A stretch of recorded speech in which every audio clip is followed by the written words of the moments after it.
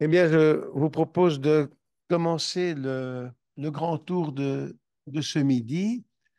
Euh, Comme je mettais dans le mail d'annonce, le sujet est un sujet de saison, comme le docteur Blumenthal va certainement nous l'expliquer, parce que entre la grippe, le SARS-CoV-2, le virus respiratoire syncytial se mêle à la danse, et pas uniquement pour les enfants, mais également pour les adultes.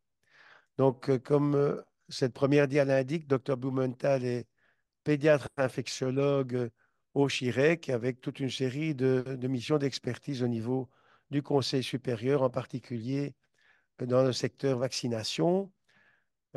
Sophie, tu as la parole. Merci beaucoup, professeur Kogan. Merci de m'avoir invité à vous présenter ce séminaire dans le cadre en fait du travail que l'on fait donc au Conseil supérieur de la santé sur les nouvelles mesures de prévention contre le virus respiratoire syncytial. Donc, je vais essayer de vous donner un bref aperçu en fait de l'impact de ce virus dans nos régions, ainsi que des nouvelles mesures de prévention et du bénéfice que l'on peut en espérer. Voilà.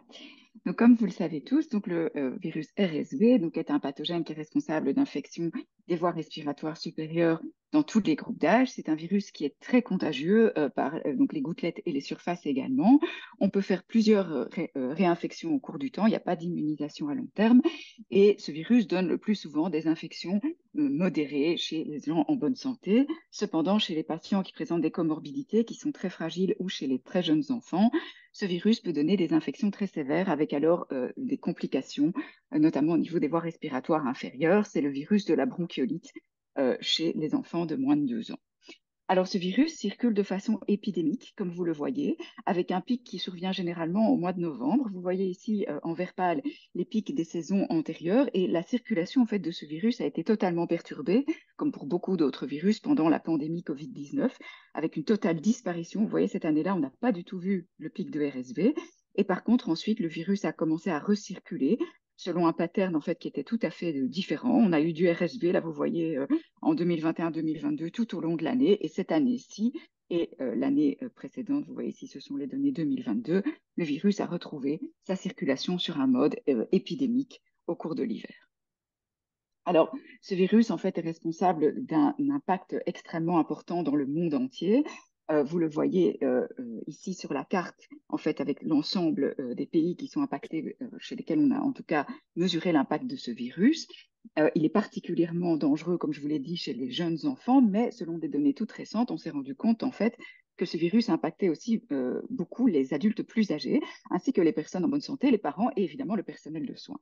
Alors, selon une étude globale qui a été publiée dans le Lancet en 2015, une méta-analyse de 322 études de par le monde, eh bien, on estime que ce virus aurait causé rien qu'en 2005 33 millions d'infections des voies respiratoires inférieures, 3 millions d'hospitalisations, 59 décès d'enfants, 59 000, excusez-moi, décès d'enfants de moins de 5 ans, et en plus une morbidité, une mortalité significative chez les adultes plus âgés.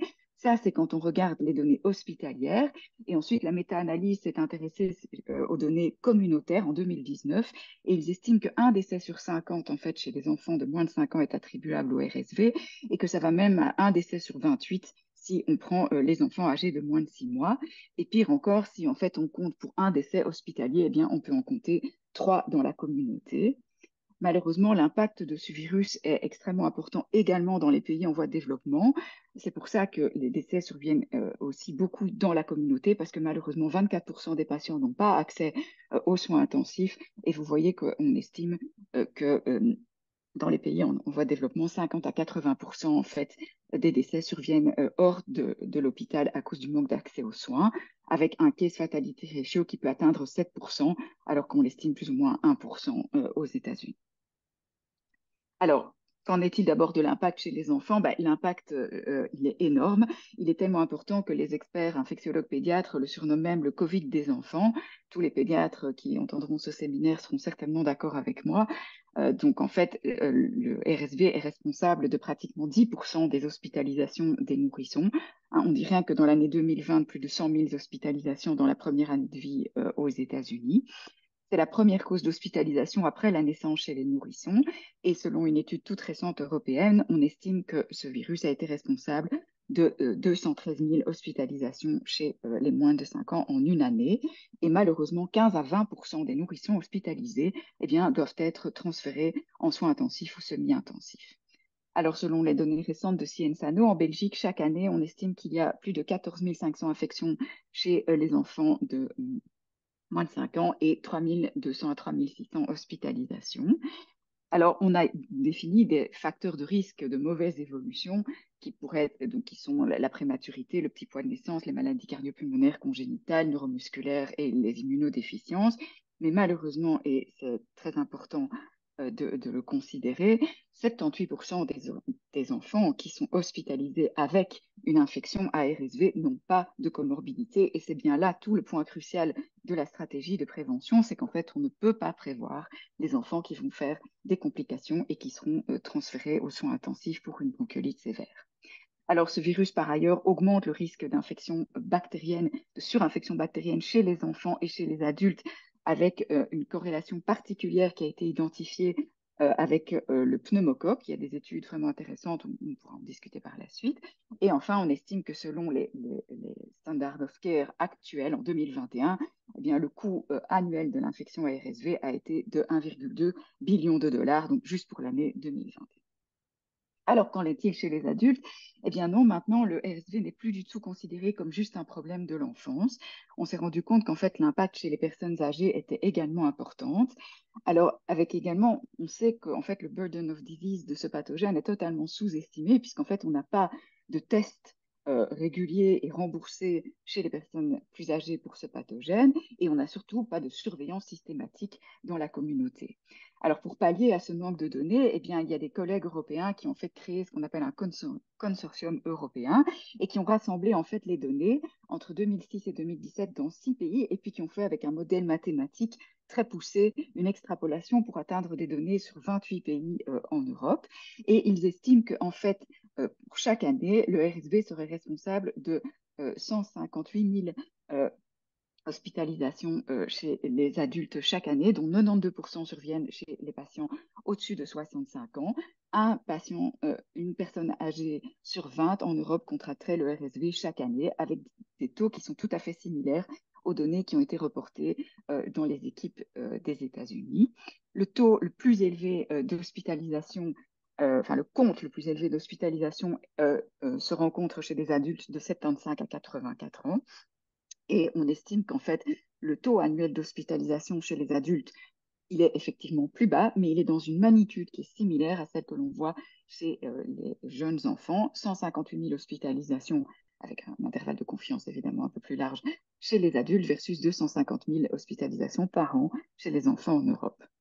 Idem pour une étude prospective. Ils ont fait une cohorte prospective préalable dans 3 pays européens et ils estiment que l'impact de ce virus est similaire à la grippe chez les patients qui vivent en communauté.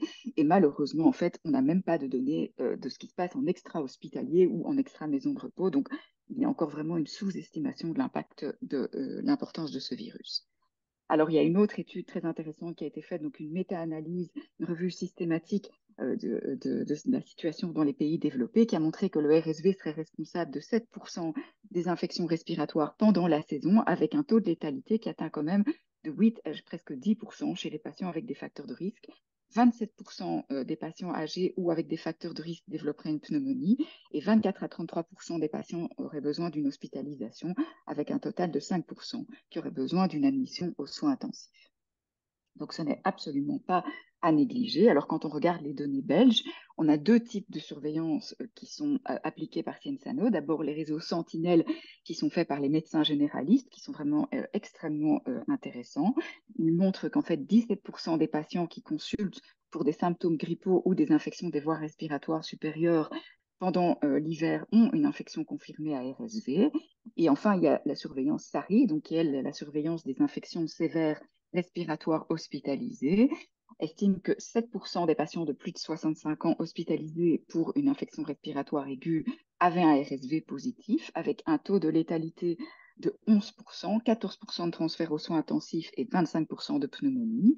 En 2022, plus de 1100 patients ont été hospitalisés avec une infection à RSV et que tout ça est encore une sous-estimation Pourquoi? Parce que l'étude SARI, en fait, elle était au départ destinée à inclure les patients qui avaient de la grippe, et donc elle inclut dans les critères de la fièvre, qui est un critère clinique qui est souvent absent chez les patients avec une infection RSV seule.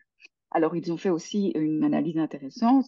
Quand on compare en fait avec les données de la grippe, eh bien, on voit qu'en fait, les patients ont des caractéristiques épidémiologiques plus ou moins semblables en termes d'âge médian et de taux de comorbidité, un taux similaire de complications type pneumonie, ARDS, admission à l'USI et mortalité, et un jour de différence en durée d'hospitalisation en faveur, entre guillemets, du RSV. Alors, selon une autre étude franco-belge qui a été réalisée, qui a été publiée tout récemment dans Chest, avec 309 cas de patients infectés par le RSV et admis aux soins intensifs, eh bien, ils ont montré une mortalité malheureusement très élevée, 24% comparable à celle des patients de la grippe, et un rôle majeur, et c'est bien ça l'intérêt de cette étude, de facteurs de risque, et particulièrement les infections, les patients présentant des pathologies chroniques respiratoires ou une immunosuppression. Alors ça, c'est juste pour vous montrer, ça c'est la toute dernière, le tout dernier bulletin épidémiologique de Sciensano, les données belges. Vous voyez la surveillance SARI, donc les cas hospitalisés, vous voyez ici en rose le pic de RSV. Donc voilà, nous on est ici, c'est les données de la semaine dernière. On a passé heureusement le pic et vous voyez que le pic survient en général juste un peu avant le pic de la grippe, qui est un petit peu décalé fin décembre et en janvier-février.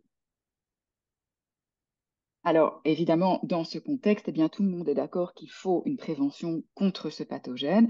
L'impact pour la société, l'impact médical de ce virus contraste avec l'absence de traitement spécifique. Il y a juste la ribavirine qui serait éventuellement disponible, mais dont les données d'efficacité sont totalement controversées et juste effectivement applicables pour les patients greffés de moelle. Et le seul moyen de prévention qu'on avait jusqu'à présent, eh bien, c'est le palivizumab, le Synagis, que les pédiatres connaissent tous très bien, qui est en fait une immunisation passive par un anticorps spécifique monoclonal, mais qui nécessite une procédure très lourde d'administration, donc une injection intramusculaire tous les mois pour des tout petits bébés, et qui est très chère et donc qui est pour l'instant exclusivement réservée pour les patients à très haut risque. Et donc il faut élargir la prévention déjà aux enfants à risque et pas à très haut risque, mais à tous les enfants à risque pendant au moins 2 saisons. Et puis également à tous les enfants en bonne santé en deçà de l'âge de 1 an. Pourquoi? Puisque on sait bien qu'en fait, les infections très sévères et les complications, comme je vous l'ai dit, peuvent survenir totalement indépendamment de la présence de facteurs de risque chez les jeunes enfants. Et puis enfin, une prévention également pour les adultes de plus de 60 ans, avec ou sans facteurs de risque selon les recommandations. Alors, il y a plusieurs moyens de faire cette prévention actuellement, soit une immunisation active via un vaccin, comme ça va être le cas pour les adultes, soit une immunisation passive avec un anticorps monoclonal et avec maintenant des anticorps monoclonaux à longue durée de vie, comme on va avoir bientôt dans notre pays, ou alors enfin l'immunisation maternelle, une immunisation active de la mère qui va donner alors un transfert d'anticorps et va permettre de protéger l'enfant dès la naissance. Alors, pour permettre ces nouvelles stratégies de prévention, eh bien évidemment, cela fait plus des dizaines d'années que, évidemment, des recherches sont en cours. Il y a 35 vaccins au moins qui sont en cours de développement, 8 anticorps monoclonaux, 25 vaccins qui sont déjà dans des phases de développement clinique, dont 9 vaccins qui sont déjà en phase 3. Et vous voyez ici, hein, il y a beaucoup de différents modèles qui s'adressent soit aux enfants, soit aux femmes enceintes, soit aux adultes plus âgés.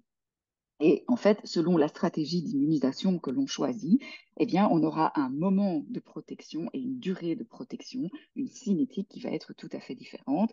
Si on immunise la femme enceinte pour protéger son bébé, eh bien évidemment, le bébé sera protégé très très tôt et pendant une période plus ou moins limitée, mais qui est quand même importante. Maintenant, les données vont jusque 6 mois, on va le voir après. Les anticorps monoclonaux, selon le moment où on les donnera, eh bien l'enfant sera protégé immédiatement, également pendant une durée limitée, mais qui va quand même être importante. Et enfin, si on vaccine avec une immunisation active, eh bien, il faudra 1 à 2 semaines pour avoir un bon niveau de protection, avec une protection alors qui pourra durer un peu plus longtemps si on induit une immunité mémoire. Alors, les nouvelles mesures de prévention pour l'instant à l'essai, donc il y a d'abord des vaccins avec plusieurs modèles et plusieurs plateformes vaccinales qui sont en cours de développement. Il y a des vaccins ARN messagers, des vaccins vivants atténués, des vaccins vecteurs viraux. Et pour l'instant, les modèles qui sont les plus avancés, ce sont les vaccins sous-unitaires protéiques qui sont en fait dirigés contre la protéine F du RSV, qui est une des deux protéines principales, et qui a été stabilisée dans sa forme préfusionnelle. Et donc, ces vaccins sont dirigés exclusivement contre cette protéine. Et c'est ces modèles-là que nous allons avoir dans notre pays, avec deux candidats principaux. Un vaccin adjuvanté développé par la firme GSK, qui est destiné aux adultes de plus de 60 ans avec ou sans comorbidité, et un vaccin non adjuvanté de Pfizer, qui est destiné aux adultes également, mais également aux femmes enceintes. Donc les deux formules sont des vaccins sous-unitaires protéiques dirigés contre la protéine F, et ce sont des vaccins bivalents qui sont efficaces contre le RSV-A et le RSV-B.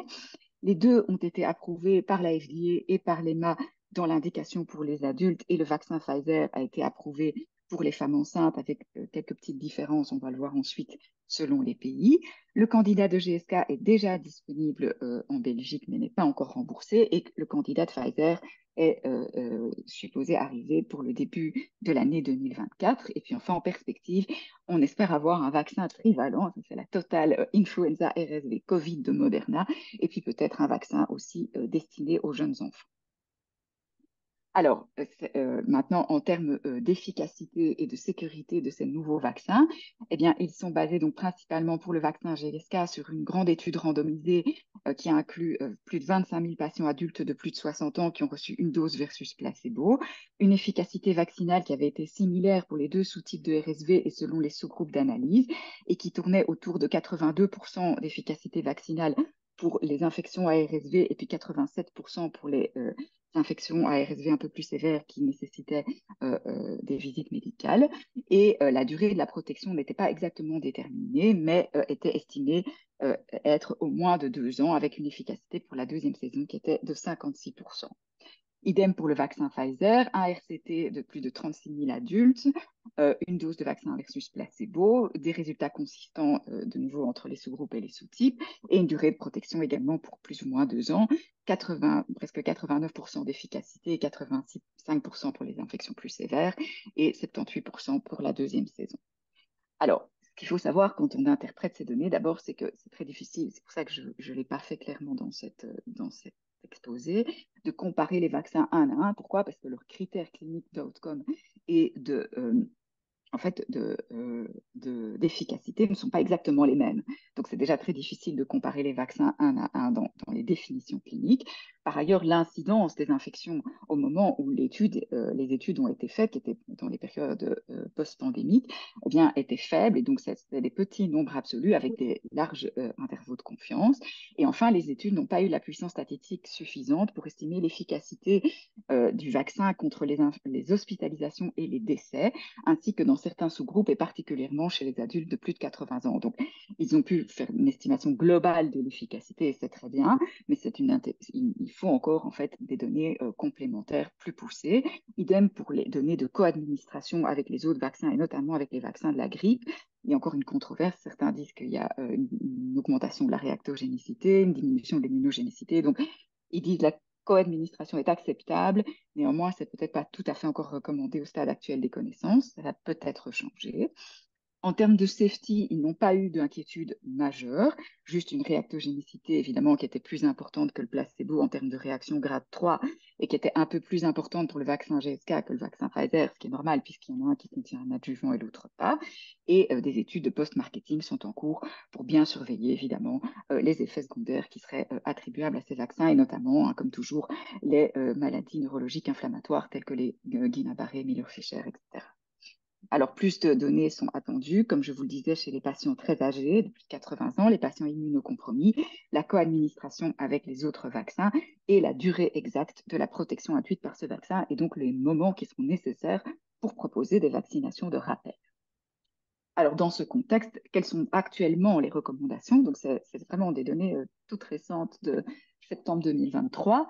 Donc, le CDC et l'ACIP aux États-Unis recommandent que le vaccin soit discuté et proposé sur base individuelle chez les patients de plus de 60 ans et donc soit proposé avec chaque fois une discussion au cas par cas. Ce n'est pas obligatoire, ce n'est pas spécifiquement recommandé dans certains cas, mais c'est conseillé de, en tout cas, le discuter et surtout en présence de facteurs de risque, qui sont les facteurs de risque évidemment d'infection RSV sévère, comme les maladies cardiopulmonaires, les pathologies rénales et hépatiques chroniques, pathologies neuromusculaires, etc. Et comme ils disent ici, la décision doit avoir lieu en fonction d'une discussion entre le personnel soignant et le patient. Et quand ils mettent ici les facteurs de risque, j'aime bien la phrase du CDC, les personnes chez lesquelles un facteur estime que leur médecin, est estimé par leur médecin comme étant un facteur de risque d'infection sévère à RSV. Donc c'est vraiment encore extrêmement flou. Néanmoins, ils conseillent l'administration de ce vaccin chez les patients de plus de 60 ans après discussion. Notre Conseil supérieur de la santé a émis des recommandations allant plus ou moins dans le même sens en 2023, et donc ils ont tenu compte du fait que la morbidité et la mortalité étaient élevées chez les patients adultes, qui n'avaient pas de traitement antiviral efficace, mais qu'on n'avait pas encore de données exactes sur l'efficacité vaccinale sur les issues sévères. Et donc, ils recommandent sur base individuelle de proposer ce vaccin chez les patients de plus de 60 ans. Et dans nos recommandations, c'est qui présentent au moins un facteur de risque d'infection sévère à RSV qui sont les mêmes que ceux qui sont cités par le CDC. Et donc la dose recommandée est une injection intramusculaire, vaccinée plus ou moins en septembre-octobre avant le pic épidémique. Et le moment pour la vaccination de rappel doit être encore évidemment déterminé puisqu'on ne connaît pas les durées exactes de protection après 2 ans. Évidemment, le Conseil supérieur insiste sur la nécessité de suivre l'impact clinique non seulement de la vaccination, mais également de mettre en place des mesures de surveillance de l'impact du RSV également dans les populations adultes. Et enfin, évidemment, le nerf de la guerre, c'est les études coût-efficacité. Donc, vous voyez que certaines études coût-efficacité ont été faites aux États-Unis, tout récemment, juste paru maintenant dans le Clinical Infectious Disease. Ils estiment que l'administration de ce vaccin chez les adultes de plus de 60 ans serait vraiment coût-efficace aux États-Unis. Qu'en est-il en Belgique? On ne sait pas. On n'a pas encore d'analyses précises qui ont été délivrés. On sait que le prix actuel du vaccin GSK, bah, c'est quand même pas rien, c'est 206 euros. Néanmoins, on n'a pas encore de remboursement. On espère que peut-être à un moment, l'INAMI décidera de rembourser ce vaccin et même le vaccin Pfizer dans les mois qui viennent. On ne sait pas. Ça, je ne peux pas vous dire. Alors, pour les enfants, c'est un chapitre tout à fait différent. On va avoir 2 nouvelles mesures de prévention qui sont le vaccin maternel d'une part, qui sera le vaccin Pfizer, et les anticorps monoclonaux nirsevimab proposés par Sanofi. Et dans ce contexte, on a en fait pas mal de stratégies préventives qui peuvent être imaginées, soit seules, soit en combinaison. Et pour chacune des stratégie préventive, on peut imaginer un schéma saisonnier, donc administré comme pour les adultes avec la grippe juste avant l'épidémie de RSV, ou administré toute l'année la prévention en l'incluant dans le schéma vaccinal de base. Alors, vous voyez que chaque stratégie préventive, que ce soit d'un côté les anticorps monoclonaux ou de l'autre côté la vaccination maternelle, a ses avantages et ses inconvénients. Ce n'est pas du tout la même chose. Lorsque l'on fait une vaccination maternelle, on propose une immunisation polyclonale et c'est bien l'argument principal de cette stratégie, c'est qu'en fait, les enfants vont être immunisés contre plusieurs épitopes du RSV et en plus, on aura l'injection qui aura été faite à la maman et donc des enfants qui seront immunisés dès la naissance. Mais l'avantage des anticorps monoclonaux, eh bien, c'est qu'on aura une administration directement faite aux nourrissons avec un taux qui sera tout à fait mesuré. On ne dépend pas du transfert d'anticorps transplacentaires de l'âge de la grossesse. C'est beaucoup plus contrôlé et beaucoup plus facile de prédire le taux d'anticorps qui vont être transférés aux enfants. Mais malheureusement, c'est une immunisation monoclonale contre un seul épitope. Enfin, c'est déjà pas si mal.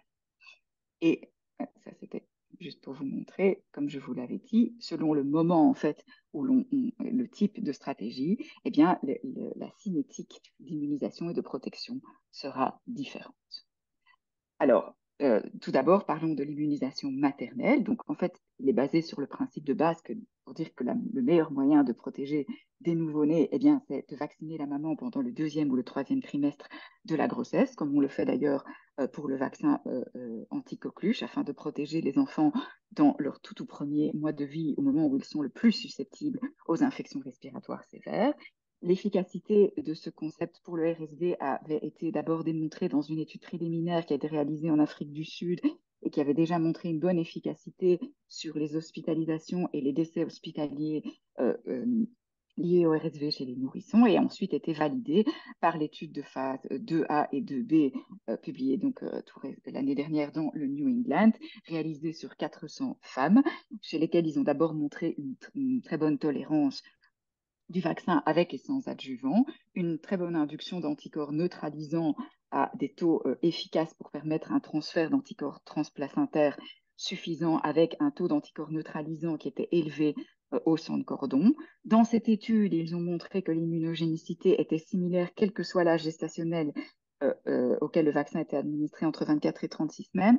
Attention, d'autres données ne sont pas tout à fait d'accord avec ça, donc ça c'est encore une donnée qui est tout à fait contestée. Et enfin, ils ont fait également une analyse post-hoc d'efficacité où ils avaient déjà montré qu'ils avaient des données encourageantes avec 86 et 91% d'efficacité dans une analyse intérimaire, mais dans l'étude n'était pas designée pour ça. Et vous voyez que cette étude ayant lieu juste après la pandémie de Covid, eh bien, les nombres absolus d'infections étaient extrêmement faibles. Et donc, évidemment, c'était un peu plus difficile d'interpréter avec de tels intervaux de confiance les données statistiques d'une étude clinique d'efficacité. Néanmoins, cette étude a été suivie par contre une grande étude qui était l'étude de phase 3, l'étude MATIS, sur 7400 femmes enceintes entre 24 et 36 semaines de gestation dans 18 pays, vaccin versus placebo, vaccin non adjuvanté cette fois-ci, pas de problème majeur en termes de sécurité, un taux légèrement plus élevé de prématurité dans le groupe de femmes vaccinées, mais qui n'atteignaient pas la signification statistique, on va en reparler après, et une efficacité par contre qui était excellente, 82 et 69% d'efficacité pour prévenir les infections sévères chez les nourrissons de 3 à 6 mois après la naissance, et 57% d'efficacité pour prévenir les infections moins sévères à 3 mois, qui n'atteignaient pas la signification statistique, mais qui là, par contre, avaient des nombres absolus très importants et qui donc étaient très encourageantes. La protection était même estimée comme durant au-delà de 6 mois. Et donc, cette étude de phase 3, qui était la première, donne des données extrêmement encourageantes en termes d'efficacité de la protection. Et c'est sur base de cette étude que le vaccin a été approuvé par la FDA et l'EMA.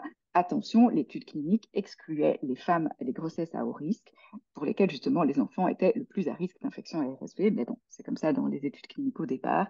Et donc les enfants qui étaient évidemment euh, attendus comme ayant une naissance prématurée n'ont pas été étudiés dans l'étude. Alors, comme je vous l'ai dit, il n'y avait pas de major concern dans l'étude clinique MATIS. Néanmoins, il y a maintenant un débat qui tourne autour de la période optimale pour vacciner les femmes enceintes et qui a donné lieu en fait à des divergences dans les recommandations donc européennes 24 à 36 semaines, américaines 32 à 36 semaines et anglaises 28 à 36 semaines. Et la raison était en fait que dans l'étude MATIS, ils avaient un petit peu plus de prématurité dans le groupe vacciné, mais vous voyez, le taux était vraiment très faible et n'atteignait pas la signification statistique. Néanmoins, ensuite, dans d'autres données qui ont été publiées par la firme, ils ont eu un signal de plus d'accouchements prématurés dans les pays en voie de développement et particulièrement en fait dans deux pays qui étaient l'Afrique du Sud et le Brésil.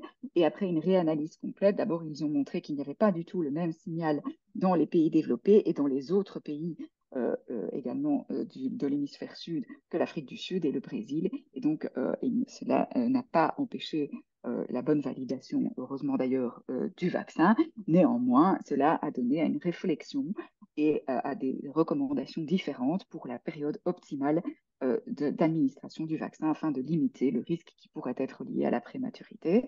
Par ailleurs, on attend aussi plus de données pour la co-administration de ce vaccin avec les autres. C'est comme je vous l'ai dit pour le vaccin adulte. Dans le cas présent, c'est surtout la co-administration avec le vaccin grippe, mais aussi avec le vaccin Boostrix chez nous. Et il y a une étude qui a montré qu'en fait, il y avait une petite diminution de l'immunogénicité lorsque l'on co-administrait le vaccin RSV avec le vaccin Boostrix en termes de diminution de l'immunogénicité du vaccin Boostrix. Et donc, justement, ça donne aussi une réflexion du coup pour administrer ces vaccins de façon séquentielle dans une période optimale pendant la grossesse pour évidemment immuniser au mieux le nourrisson. Alors ça, c'était pour le vaccin maternel. Maintenant, les anticorps monoclonaux que nous aurons la chance d'avoir normalement bientôt dans notre pays, le nirsevimab, le Beyfortus, ce sont des anticorps monoclonaux qui ont été modifiés de sorte qu'ils ont une longue demi-vie et qu'une seule injection intramusculaire permet de conférer une protection jusqu'à 5 à 6 mois. Il y a deux dosages selon le poids de l'enfant. Il n'y a pas encore de recommandations pour les tout petits poids de naissance. Et ces anticorps, excusez-moi, ont montré un bon profil de tolérance et de sécurité similaire à celui qu'on observe pour le Synagis qui est donné actuellement. Alors, les données d'efficacité sont basées sur deux études principales qui, en fait, ont montré une efficacité versus placebo et qui ont d'abord exclu les enfants qui étaient éligibles pour au palivizumab, donc pour des raisons éthiques. Mais vous voyez une très bonne efficacité, 70% d'efficacité pour réduire les infections à RSV nécessitant des soins médicaux et 78% de réduction des hospitalisations. Et puis ensuite, l'étude Mélodie qui a été, elle, réalisée chez des enfants tout à fait en bonne santé, nés à terme ou tout à fait avec un petit degré de prématurité, 75% d'efficacité sur les infections à RSV. Et en fait, simplement juste pour vous signaler, mais bon, on ne va pas détailler, mais que l'étude a dû être réalisée en 2 fois et interrompue, de nouveau en raison de la pandémie Covid. Ils ont commencé en fait l'inclusion des cas en 2019 et vu qu'après la pandémie, il n'y a plus du tout eu de RSV pendant une longue période, eh bien effectivement, ils ont dû couper en deux leur étude, mais au bout du compte, ils ont inclus suffisamment de patients pour montrer que l'efficacité, que ce soit pour l'ensemble des infections RSV, pour les hospitalisations ou pour les infections sévères, eh bien, était très importante et statistiquement significative, aux alentours des 70 à 80% chez les enfants nés prématurément ou nés à terme. Alors ensuite, il y a encore des études en cours, mais dont on a déjà des résultats importants préliminaires. L'étude Medley, qui, elle, maintenant s'est intéressée à la comparaison avec le Synagis chez les enfants extrêmement à risque et qui a montré un très bon profil de sécurité, de même qu'un très bon profil d'immunogénicité. On attend encore les données d'efficacité ainsi que, en fait, les données d'efficacité pour les enfants à risque qui auront reçu pour une deuxième saison les anticorps monoclonaux. Et il y a également l'étude Harmonie qui vient juste de remettre en fait des données préliminaires qui s'intéressent en fait aux enfants avec un degré moyen de prématurité et les enfants à terme en Angleterre, en Allemagne et en France. Plus de 8000 enfants qui ont été randomisés placebo versus anticorps et une efficacité contre les hospitalisations qui était de 83% et 75% contre les infections sévères. Donc, franchement, des données qui sont extrêmement encourageantes pour les nouvelles mesures de prévention.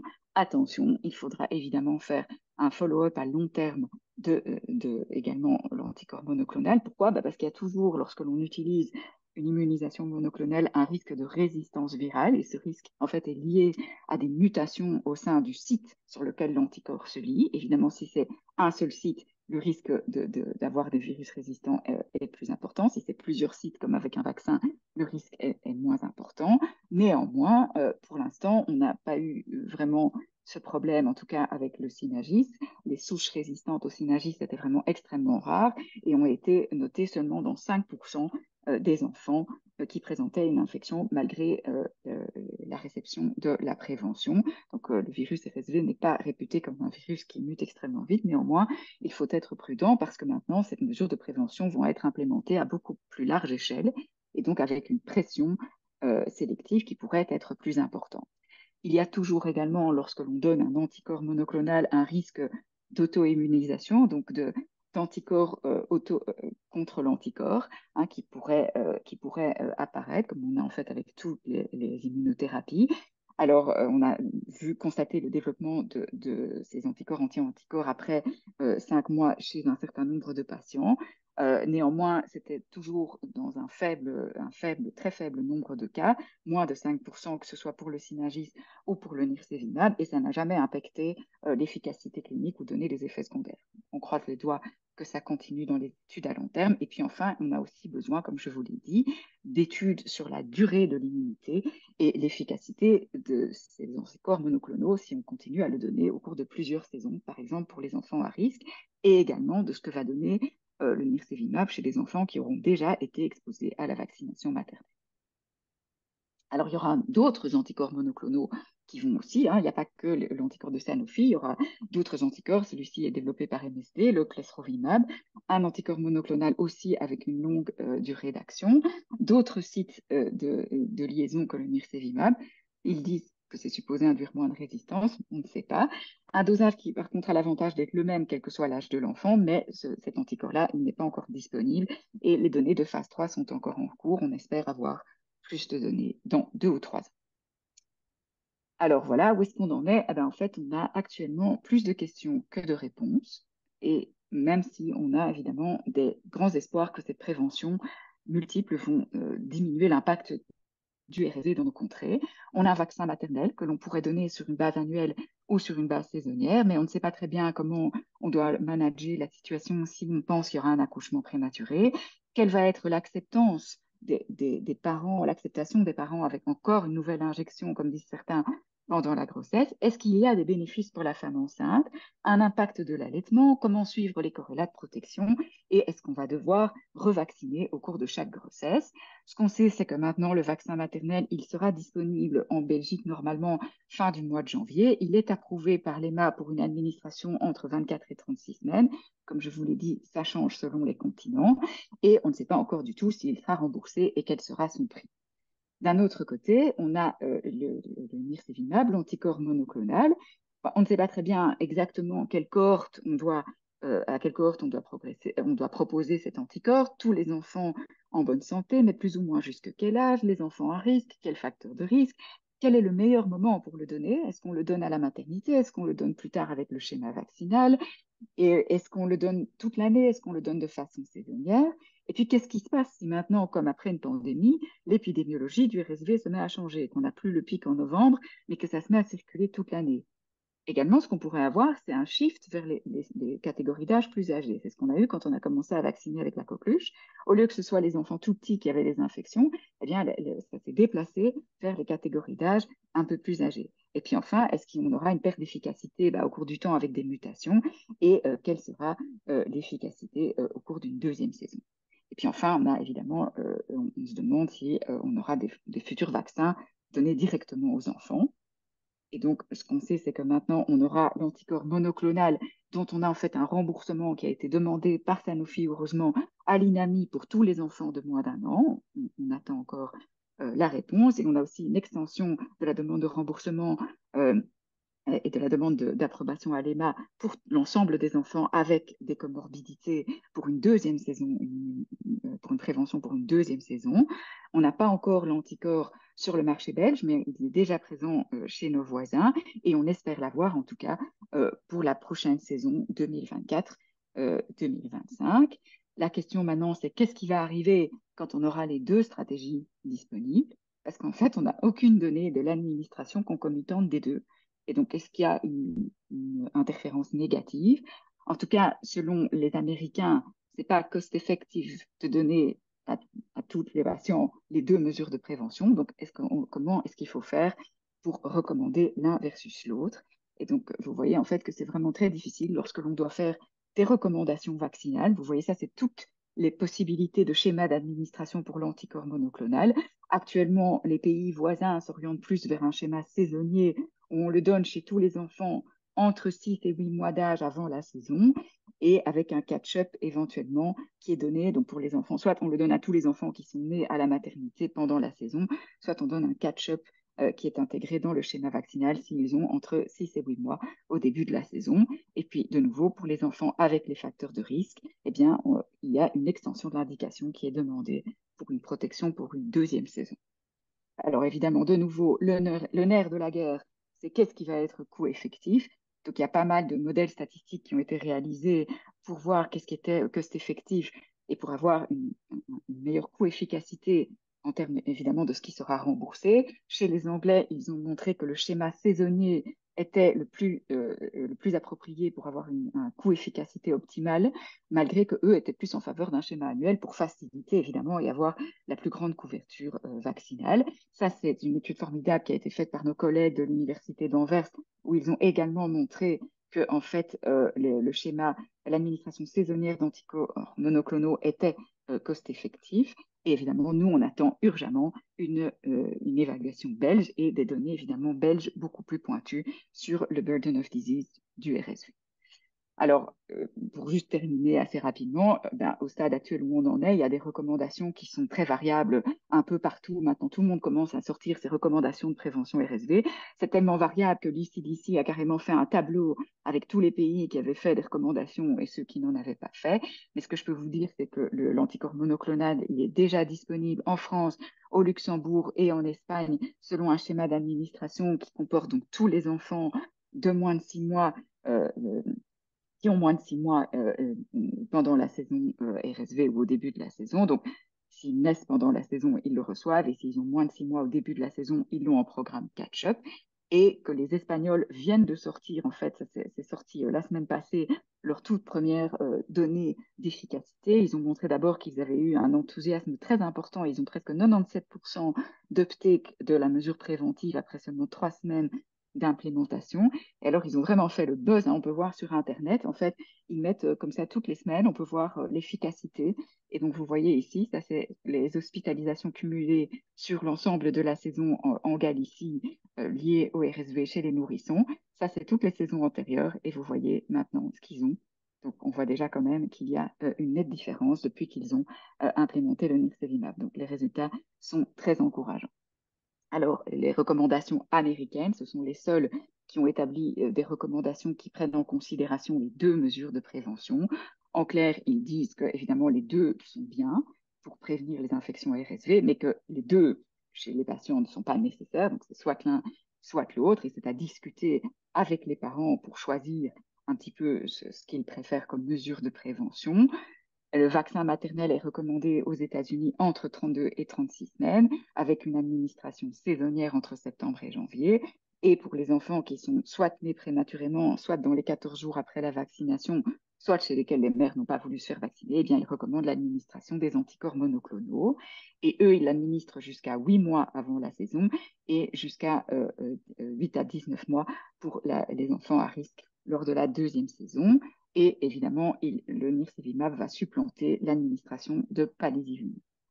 Le GCVI, ils vont un peu dans le même sens. Je ne vais pas vous lire toute la dia qui est assez fastidieuse, mais c'est juste pour vous montrer que, enfin, quand on fait comme ça des recommandations, c'est vraiment extrêmement pointu. Et donc, eux, ils se sont vraiment aussi intéressés aux aspects coût-efficacité des procédures. Et donc, ils ont montré qu'en fait, et c'est ça le plus important à retenir, que le programme qui était le plus coût-effectif, c'était un programme saisonnier et que si les deux produits avaient le même prix, eh bien, c'était pratiquement impossible de les différencier, que ce soit sur base du coût-efficacité, mais également sur base d'efficacité et de safety, et que les deux produits donc, sont intéressants pour donner 150 jours au moins de protection chez les nourrissons, et que malheureusement, on n'a pas de corrélat de protection et qu'on n'a pas des études de nouveau qui sont directement comparables pour pouvoir effectivement de nouveau déterminer lesquels sont les meilleurs. Par ailleurs, pour information, le GCVI soutient également l'administration du vaccin chez les adultes plus âgés. Et donc nous, eh bien, en fait, on a dans ce contexte où on démarrait vraiment d'une page blanche, essayé d'émettre des recommandations. J'ai pas le droit de vous mettre le résumé des recommandations parce qu'on a un embargo jusqu'au 21, mais évidemment, elles vont dans le même sens que celles des Anglais et que celles de la CIP. On a eu la chance aussi d'avoir le KCE et Sciensano qui ont participé pour nous donner les données épidémiologiques belges. Et on a fait des recommandations qui sont temporaires pour les deux saisons prochaines, c'est-à-dire les saisons 2023-2024 et 2024-2025, qui tiennent en compte le fait qu'on aura les deux produits, que évidemment les deux produits ne sont pas nécessaires chez tous les enfants, qu'il y a évidemment des exceptions, qu'on doit aussi s'adapter au cas de prématurité, de moment optimal pour administrer le vaccin également pendant la grossesse, et qu'on espère que pour la saison prochaine, on aura les deux produits sur le marché belge.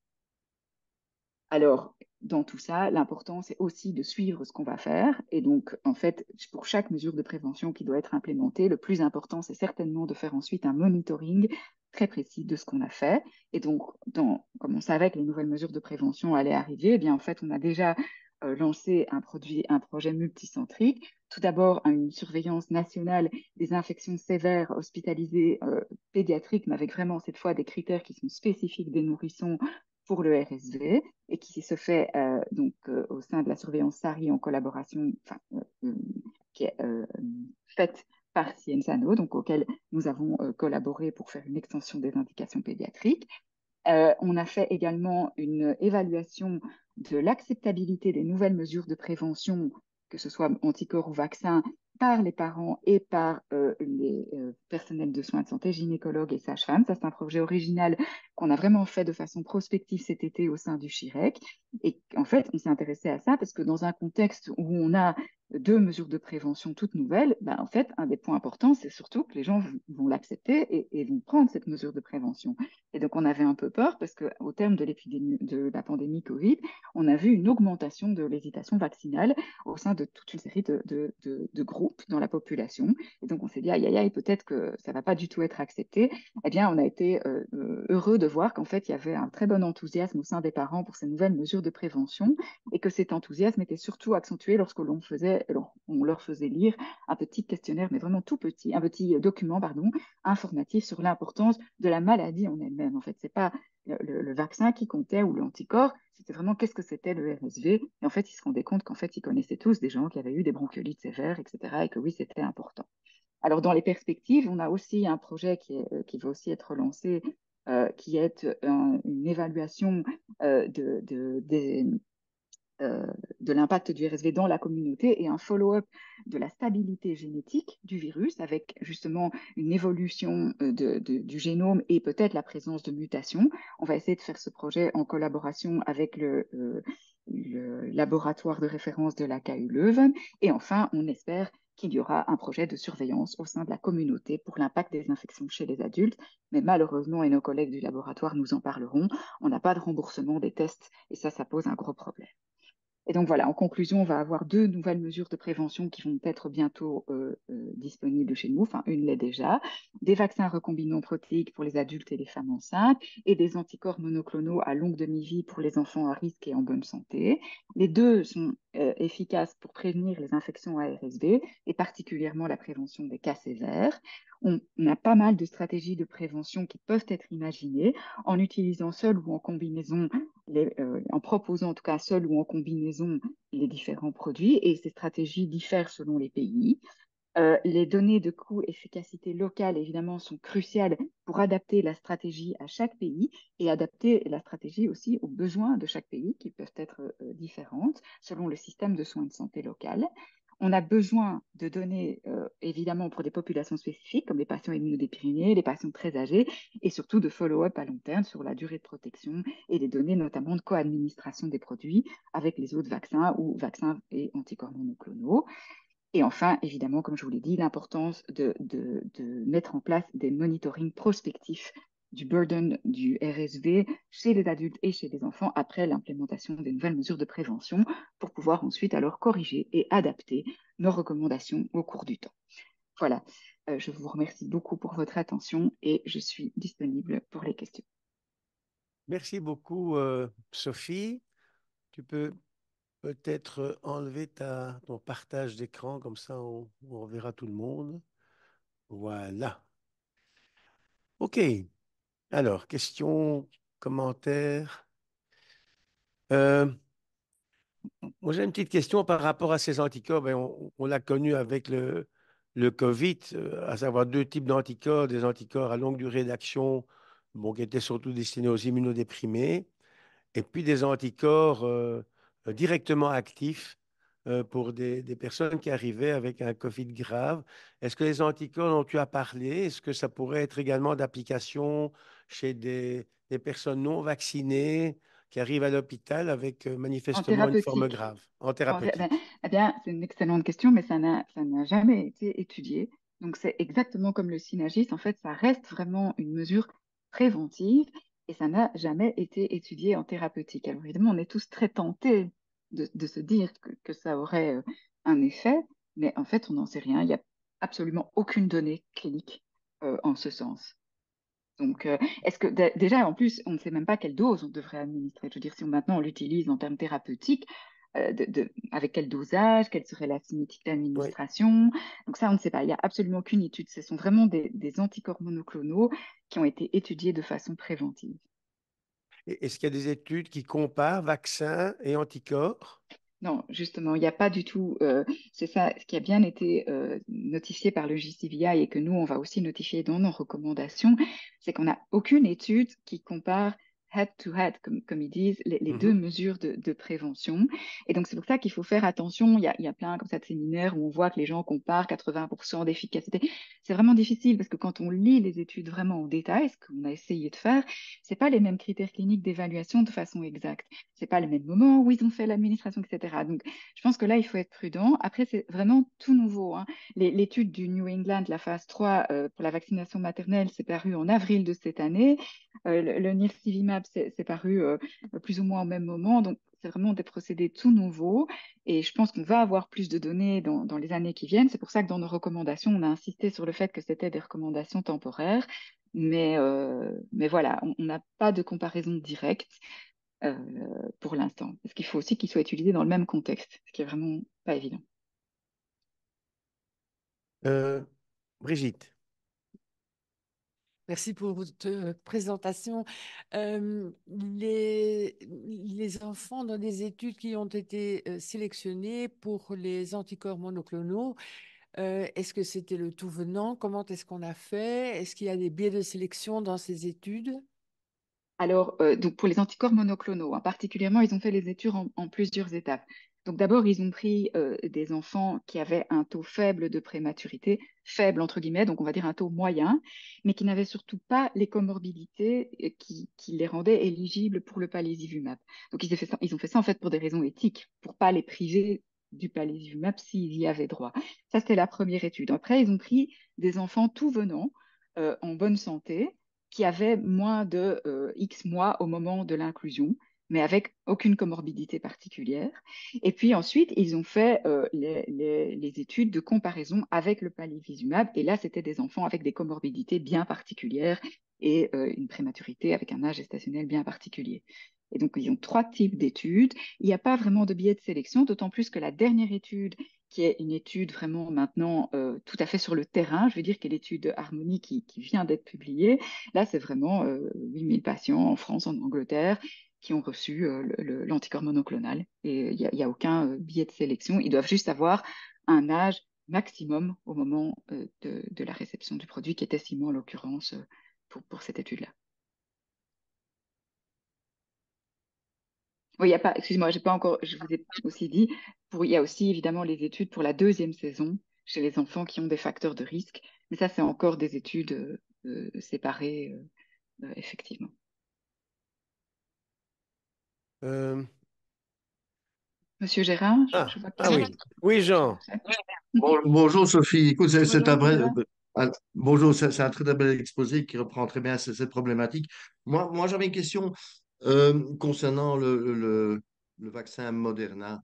Quelle est vraiment la faisabilité d'un vaccin trivalent dirigé contre des virus dont la variabilité au fil du temps est tellement rapide?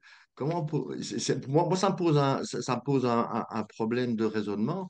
Comment pourrait-il mettre sur le marché un vaccin qui est donc à RNA messager, qui garderait une efficacité contre en même temps influenza, Covid et RSV, alors que, et en particulier les deux premiers vaccins, les deux premiers virus, pardon, ont une variabilité antigénique tellement rapide. Ah oui, je suis tout à fait d'accord avec vous, c'est extrêmement pertinent comme remarque. Je pense que s'ils mettent au point ce genre de vaccin, en tout cas pour l'influenza, j'imagine qu'ils seront obligés de l'adapter de façon annuelle, puisqu'en plus ce sera de toute façon un vaccin saisonnier, dont l'administration sera saisonnière. Donc, idem pour le vaccin Covid. Moderna a adapté son vaccin Covid presque chaque année maintenant, hein, depuis qu'ils ont émis leur vaccin. Donc, pour moi, ce sera un vaccin qui sera chaque année adapté aux nouveaux antigènes. Pour le RSV, ça m'étonnerait, parce que, en tout cas, c'est pas escompté qu'il y ait une variabilité si importante. On n'a évidemment pas du tout la même pression de sélection pour le RSV que ce qu'on a pour le Covid ou la grippe, mais à voir, à suivre, effectivement. Et, C'est et ça pertinent. me permet d'enchaîner sur une réflexion. Vu le prix de tous des vaccins, des futurs vaccins, le prix des anticorps, est-ce qu'on n'a pas l'impression que, je ne citerai pas de nom, mais que des politiciens sont en train vraiment de nous entraîner vers une médecine à deux vitesses mais où c'est pas la première et la deuxième, c'est on a le choix entre la première et la sixième vitesse, hein. Quand vous Alors voyez ça, les sommes dont on parle Oui. maintenant, Quand tu regardes le prix du vaccin pneumocoque voilà, c'est juste ce que j'allais dire. et du Zona, si on doit commencer à tout Voilà. multiplier, ça, Donc moi, je suis le prix extrêmement d'augmente. choquée par rapport à ce qui se passe en médecine adulte, où je suis tout à fait d'accord avec vous que c'est vraiment une médecine à deux vitesses. On était furieux au Conseil supérieur de la santé que l'INAMI n'ait pas pris comme critère de remboursement pour le pneumocoque, pour le PCV 20, les patients immunodéprimés, qui sont les gens quand même les plus à risque, notamment les splénectomisés. Donc c'est pour nous, enfin, on remet des critères, on demande on met des indications de vaccination, et puis les critères de remboursement sont autres. Et c'est pour ça que pour les enfants ici, il y a vraiment une demande de remboursement qui est faite par Sanofi pour tous les enfants de moins de 2 ans, enfin de moins d'1 an, et les enfants de moins de 2 ans avec les comorbidités. Et là, évidemment, la procédure devra être remboursée, sinon effectivement, enfin je veux dire, ce sera infaisable et ce sera vraiment une médecine à deux vitesses. De même, la vaccination maternelle, vous imaginez bien que s'il y a une procédure qui est remboursée et pas l'autre, il n'y a personne qui va payer 230 euros alors qu'il sait qu'il peut l'avoir gratuit 3 mois après, quoi. Donc, voilà, je suis d'accord avec vous. Je trouve le prix du vaccin GSK, c'est pour l'instant quand même, enfin, c'est 200 euros. On ajoute le Zona, on ajoute le pneumocoque. On se met à la place des médecins traitants pour faire les recommandations à leurs patients. Ils doivent avoir 600 euros. Mhm. Voilà, donc Mhm. je suis d'accord. J'espère que l'INAMI va suivre en termes de remboursement. Nos collègues du KCE sont aussi très importants pour faire les évaluations coefficacité. Ça dépend aussi des prix proposés par les firmes. Et pour l'instant, en fait, on n'a aucune donnée, mais ça, c'est vraiment incroyable. On a beau avoir des conférences avec les firmes, on n'a jamais donné des prix. Donc, voilà, je peux pas vous répondre plus.